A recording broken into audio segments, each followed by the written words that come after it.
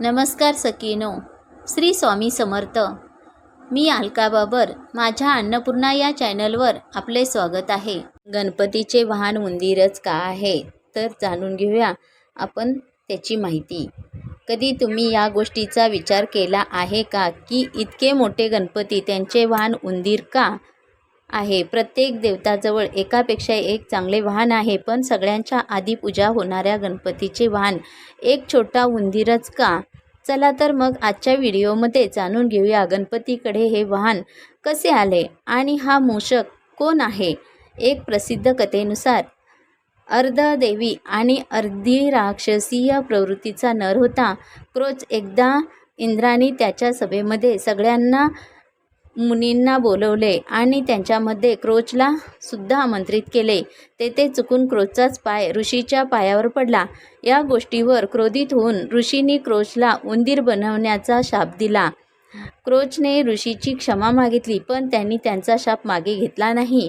पण ऋषींनी क्रोचला एक वरदान दिले की येणाऱ्या काळामध्ये क्रोच भगवान शिव यांचे पुत्र श्री गणेश यांचे वाहन बनेल. क्रोच कोणी लहानसा नाही तर मोठा उंदीर होता, जो एका मिनिटात डोंगरांना कुरतडून टाकत असे. त्यांचा आतंक एवढा वाढला होता की अरण्यामध्ये राहणारे ऋषी मुनींना सुद्धा खूप त्रास देत असे. अशा प्रकारे एक दिवस त्यांनी महर्षी पराशर यांची झोपडीसुद्धा कुरतडली. महर्षी पराशर भगवान गणेश यांचे ध्यान करत होते. झोपडीबाहेर असलेल्या सगळ्या ऋषींनी त्यांना समजावून सांगण्याचा खूप प्रयत्न केला, पण सफल झाले नाही. या समस्येच्या उत्तरासाठी ते भगवान शिव यांच्याकडे गेले. त्यांना सगळं सांगितलं. भगवान गणेश यांनी उंदराला पकडण्यासाठी एक दोरी फेकली. त्याने उंदराला पाताळ लोकापर्यंत पाठलाग करून भगवान गणेश यांच्या समोर हजर केले. भगवान गणेश यांनी उंदराला एवढे आतंक पसरण्याचे कारण विचारले. उंदराने कोणतेही उत्तर दिले नाही. त्यामुळे गणपती उंदराला म्हणाले, इथून पुढे तू माझ्या आश्रयामध्ये राहशील, त्यामुळे तुला जे पाहिजे ते मला मागून घे, पण महर्षी पराशर यांना त्रास देऊ नको. यावर घमेंडीत उंदराने भगवान गणेश यांना म्हटले, मला तुमच्याकडून काही नको. हा, पण तुम्हाला काही पाहिजे असेल तर तुम्ही मला मागू शकता.